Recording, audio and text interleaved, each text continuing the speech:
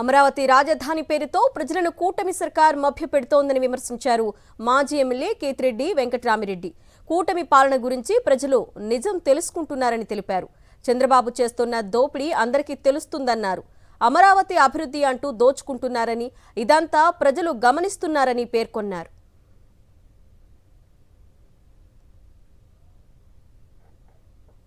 అమరావతి అని, క్యాపిటల్ అని, ఇక్కడ ఏదో జరిగిపోతుందని ప్రజలందరినీ కూడా మభ్యపెట్టే ప్రయత్నం ఈ కూటమి ప్రభుత్వం చేస్తుంది. ఈరోజు చూసినామంటే మార్పు మొదలైంది, డెఫినెట్గా మార్పు మొదలైంది, జనాల్లో మార్పు మొదలైంది. జనాలు తెలుసుకునే ప్రయత్నం చేస్తున్నారు ఏం జరుగుతుందో అని చెప్పి. రాష్ట్రం మళ్ళీ కోలుకుంటుందని, కోలుకోవటం లేదైనా నిజానిజాలు తెలుసుకునే ప్రయత్నం చేస్తుంది. ఎందుకంటే మనకు అందరికీ తెలిసినదే, రాజధాని ప్రాంతంలో ఎటువంటి అవినీతి కార్యక్రమాలు జరిగినాయో. కిలోమీటర్కి 180 కోట్ల రూపాయలతో యాక్సిస్ రోడ్డు అనుసంధానం కావచ్చు, వరద నివారణకు ఎత్తిపోతల ద్వారా ఏ విధంగా దోపిడీ జరిగిందో మనందరికీ తెలిసినదే. అదేవిధంగా ఇప్పటికీ 47,000 కోట్ల రూపాయలకు సంబంధించిన అప్పు తీసుకొని వచ్చే కార్యక్రమం చేస్తూ, అది ఏ విధంగా పనుల రూపంలో, పర్సెంటేజ్ రూపంలో ఏ విధంగా ఇక్కడ దోపిడీ గురవుతోందో మనమందరం కూడా మన కళ్ళెదుటే కనపడుతున్న అంశం. ఇవన్నీ వదిలేయండి, రాజధాని ప్రాంతంలో ఇప్పటికే మొదటి విడత ఇచ్చిన భూములు ఇచ్చిన రైతులకు వారి పరిస్థితి అతిగతి లేని పరిస్థితులలో ఇక్కడ రైతాంగం కానీ, ఇక్కడ ప్లాట్లు ఇచ్చిన రైతులు ఉన్నారు. రోజు మేము చూస్తూ ఉంటాం, సిఆర్డీ ఆఫీస్కి పోయినామంట, మేము అక్కడ 3 రోజులు 6 రోజులు 7 రోజులు ఎదురు చూస్తున్నాము, ఎవరే కానీ మమ్మల్ని పట్టించుకున్న దాఖలాలు లేవు అని చెప్పేసి రైతుల యొక్క బాధను చూస్తూ ఉంటాం. ఇక్కడ వారికి వాళ్ళ భూమి ఇచ్చిన తర్వాత వాళ్ళ ప్లాట్లు ఎక్కడ వస్తాయో తెలియదు, ఏమొస్తాయో తెలియదు. మమ్మల్ని అంటే ఇగ్నోర్ చేసినారు. మా ప్రాంతాన్ని అంతా కూడా ఏ విధంగా భ్రష్టు పట్టించాలో ఆ విధంగా భ్రష్టు పట్టించినారు. ఇక్కడ మిమ్మల్ని నమ్మి చేసిన వాళ్ళకు మీరేం చేస్తున్నారో అర్థం చేసుకోండి. ఈరోజు నిన్న చూస్తే ఆశ్చర్యకరమైంది ఏంటంటే, రాజధాని 2వ దశ దానిలకు 709 చదరపు కిలోమీటర్లతో మాస్టర్ ప్లాన్, అంటే 175 ఎకరాలు దగ్గర దీనికి కావాలి అని చెప్పేసి. ఎవరిని నాశనం చేయడానికి? పచ్చని 3 ఉండి 3 పంటలు వచ్చే ఈ ప్రాంతంలో ఇక్కడ ఏదో జరిగిపోతుంది, ఎక్కడా లేని విధంగా అభివృద్ధి చేస్తాము అని చెప్పేసి నమ్మబలికి ఆ రైతుల దగ్గర అంతా వ్యవసాయ భూమి తీసుకొని ప్లాట్లు ఇస్తామని చెప్పేసిన మీరు ఈరోజు ఇక్కడ ఈ ప్రాంతానికి చేస్తున్నది ఏంటి? వాళ్ళకు ప్లాట్లకు చూపించకపోగా 2వ దశ 3వ దశ ఇంకా ఒక ఎయిర్పోర్ట్ కావాలి అని చెప్పి దాని మీద చాలామంది చాలా విధాలుగా మాట్లాడినారు. ఎందుకు ఆ ఎయిర్పోర్ట్ ఎందుకు కావాలి, పక్కనే గన్నవరం ఉందిగా, ఎందుకు అంత పెద్ద రైల్వే స్టేషన్ కావాలి, ఈ విధంగా చాలామంది మాట్లాడినారు. కానీ ఎందుకు మీరు ఈ విధంగా మోసం చేస్తున్నారు ఈ ప్రాంత ప్రజల్ని? మీరందరూ కూడా ఎందుకంటే మీరందరూ కూడా ఆలోచించుకోండి. ఏదో మేము వ్యతిరేకమో ఇంకోటి వ్యతిరేకమో కాదు. ఇక్కడ ఈ ప్రాంతంలో ఉన్న ఈ రైతాంగానికి ఇచ్చిన భూమికి మీరు ఏ విధంగా వాళ్ళను కాంపెన్సేట్ చేసి ఇస్తున్నారు? మీరు నిన్న రిపబ్లిక్ డే దాంట్లో చూస్తేనే ఎంత డొల్లగా ఉందో అర్థమవుతుంది. మీరు చేసిన పెరేడ్లోనే ఎప్పుడో 14 నుంచి 19 వరకు కట్టించిన స్టాఫ్ క్వార్టర్స్ని చూపించేసి మీరు చేసే ప్రయత్నం చేస్తున్నారు. ఏమన్నా అంటే నీళ్ళు పంప్ సెట్లు కొట్టాలా, పంప్ సెట్లకు 300 కోట్లు అవుతుంది, 400 కోట్లు అవుతుంది, 500 కోట్లు. దేశంలో ఎవడైనా కానీ కంప చెట్లు తీయడానికి 330 కోట్లు వాడతారండి? ఇదేం ఒక రోజుతో ఆగిపోయేదే? ప్రతి సంవత్సరం పీకాల్సిన కంప చెట్లే కదా, ఒక పూటతో ఆగిపోయే కంప చెట్ల. మళ్ళీ వర్షం పడుతుంది, మళ్ళీ కంప చెట్లు వస్తుంది. మళ్ళీ ఏమైనా ఈ ప్రాంతంలో జరిగి ఉంది అంటే అది కంప చెట్లు తీసేది, దాంట్లో దోపిడీ మాత్రం లేదు. కేవలం పనుల రూపంలో పర్సంటేజీలు దోచుకోవడానికి మాత్రమే ఈ ప్రభుత్వం పనిచేస్తుంది. ఎక్కడో చూసా లోకేష్ ఇంతవరకు మాట్లాడతా, మేమేం చేయగలుగుతామో అన్నీ అనుకునే అన్నీ చేయలేం కదా అనే పద్ధతిలో ఏదో పార్లమెంటరీ వాళ్ళ మీటింగ్లో మాట్లాడడం జరిగింది. కాబట్టి మీరందరూ కూడా, మనందరం కూడా ఆలోచించాల్సింది, జనాల్ని ఏ విధంగా మోసం చేస్తున్నారు, ఏ విధంగా వాళ్ళు ఇచ్చిన హామీలు. నిన్న ఎక్కడో ఎన్డీటీవీ ఇంటర్వ్యూలో చూసినాం, 20 లక్షల కోట్లు తీసుకొని వచ్చినామని, మళ్ళీ 20 మిలియన్ జాబ్స్ అనే ఏదో తీసుకొని వచ్చినా, మళ్ళీ దాన్ని సరి చేసుకునే ప్రయత్నం చేసినారు. 20 లక్షల ఉద్యోగాలు ఎక్కడికి వచ్చినాయిప? డేటా రిలీజ్ చేయండి, ఏ కంపెనీలలో ఎన్నెన్ని ఉద్యోగాలు ఇచ్చినామో రిలీజ్ చేయండి. రిలీజ్ చేసే స్థితిలో మీరున్నారా? ప్రతి ఒక్క చోట కూడా ఒక దోపిడీ చేసే కార్యక్రమాలు తప్ప వేరేది ఏదే కానీ ఈ ప్రాంతంలో కనపడటం లేదు. అంతకు మించి మిగతా చోట్ల ఏమైనా చేస్తున్నారా అంటే అది లేదు. తెచ్చిన అప్పంతా ఎక్కడికి పోతోంది?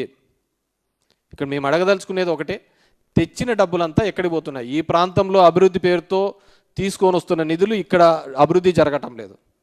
అది జరగకపోగా ఇంకా భూమి కావాలి, భూమి కావాలి, భూమి కావాలి అన్నారు.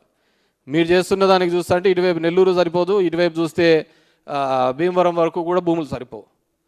మేము కోరుకునేది ఒకటే, మేము ఈ ప్రాంతానికి వ్యతిరేకంగా కానీ ఇంకో విధంగా కాదు, ఇక్కడ చూపిస్తున్నటువంటి శ్రద్ధ మిగతా ప్రాంతాల మీద చూపించండి. కోసము ఏదో ఎక్కడో దోపిడీలు గొడవలు చేయడము, కేసులు పెట్టడము, దీనిల మీద చూపిస్తున్న శ్రద్ధ పరిపాలన మీద చూపించటం లేదు. పరిపాలన మీద మీకు అస్సలు కంప్లీట్గా అబ్జల్యూట్గా ఫెయిల్ అయినారు. మీరు చూడండి, ఎక్కడైనా కావచ్చు, మీరు జరుగుతున్న ప్రతి క్రమంలోనూ కూడా దౌర్జన్యాలు, దోపిడీలు. కోడినికి వస్తే కేసు అంటారు, గొర్రెనికి వేస్తే కేసు అంటారు, మనుషుల్ని చంపితే కూడా వాళ్ళని పెద్దగా శిక్షించలేని పరిస్థితిలో మీరున్నారు. కాబట్టి ఈరోజు వైఎస్ఆర్సీపీ తరఫున ఒకటే మేము అడుగుతున్నాం, అన్ని ప్రాంతాలు సమగ్ర అభివృద్ధి చేయండి.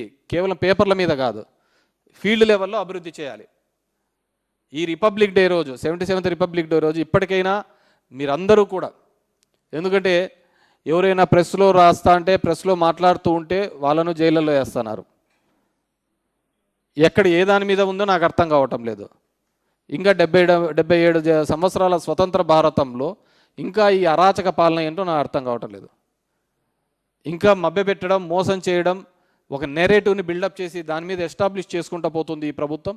డెఫినెట్గా ఇప్పటికైనా మానుకొని రాబో కాలంలో ఖచ్చితంగా ఈ రాష్ట్రం యొక్క సమాభివృద్ధికి తోడ్పడాలి. ఎందుకంటే మీరు ఎప్పుడు జగన్మోహన్ రెడ్డినితో కంపేర్ చేస్తూ అంటారు, అతనేంది నాకు ఇది ఇదని. మన లోకేష్ పోయినప్పుడు కూడా అంటాడు ఏడుపు కొట్టు బ్యాచ్లు. ఎవడు ఏడుపు కొట్టు బ్యాచ్లు? మీరు కాదా ఏడుపు కొట్టు బ్యాచ్లు? పొద్దున్న లేచిన నుంచి జగన్మోహన్ రెడ్డి మీద ఏడ్చేది మీరా, మేమా? ఏడుపు కొట్టు బ్యాచ్లు మీరు. ఇప్పటికి 2 సంవత్సరాలు అవుతా అంటుంది. ఏ రోజైనా జగన్మోహన్ రెడ్డి పేరు చెప్పకుండా మీరు మాట్లాడిన సందర్భం ఉందా?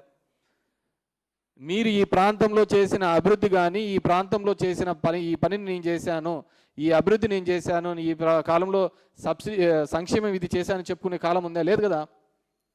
ఇంకా అదే ఏడుపే. ఎవడో కట్టిన హైదరాబాదు నేను కట్టించానంటారు, ఎవరో చేసిన దానిలోకి నేను చేశామని అంటున్నారు. నువ్వేం చేసావు? ఉమ్మడి ఆంధ్రప్రదేశ్లో 9 సంవత్సరాలుగా ముఖ్యమంత్రిగా ఉన్నావు. ఉమ్మడి ఆంధ్రప్రదేశ్ అంటే ఈ ప్రాంతం కూడా వస్తుంది కదా, కేవలం హైదరాబాదే కాదు కదా వచ్చేది, ఈ ప్రాంతం కూడా వస్తుంది. మరి ఈ ప్రాంతంలో ఉమ్మడి 9 సంవత్సరాలు నువ్వేం చేసావు? విజయవాడకి ఏం చేసావు? గుంటూరుకి ఏం చేసావు? అమరావతికి ఏం చేసావు? శ్రీకాకుళం చేసావు? గోదావరి జిల్లాలకు ఏం చేసావు? రాయలసీమకి ఏం చేసావు? మీరు ఏ పని చేయకుండా మా జగన్ మీద, మా నాయకత్వం మీద ఏడుపు కొట్టుమా ఎందుకు? మేము చేసిన పనిని కూడా మీరు తీసుకోబోతున్నారు క్రెడిట్, మీరు మీ దాంట్లో అకౌంట్లో వేసుకుంటున్నారు. మేము మొదలుపెట్టిన పనిని కూడా మీ క్రెడిట్లోకి వేసుకుంటున్నారు. ఏది ప్రతి ఒక్కటి కొత్తగా మీరు తీసుకొని వచ్చిన సంస్కరణలు అంటూ ఏమీ లేవు. గ్రీన్కో దగ్గర ఇండస్ట్రీస్ దానిలో మేము తిన్నారు, దావోస్కు పోయినాం, గ్రీన్కోతో అగ్రిమెంట్ అయినాం. ఏమి ఏడ్చిరు మీరు? గ్రీన్కోలో తెచ్చడానికి ఎంత దూరం పోయినారు ఆ దావోస్కని. మరి మీరెందుకు పోయినారు? మీరేం తెచ్చారు? అది టూర్ విజిట్కి పోయినట్టు పోతున్నారా? కాదు కదా. ఇరిగేషన్ ప్రాజెక్టు కాచే ఈరోజు రాయలసీమ లిఫ్ట్ అనే ప్రాజెక్టు ఎంతమందికి తెలుసండి?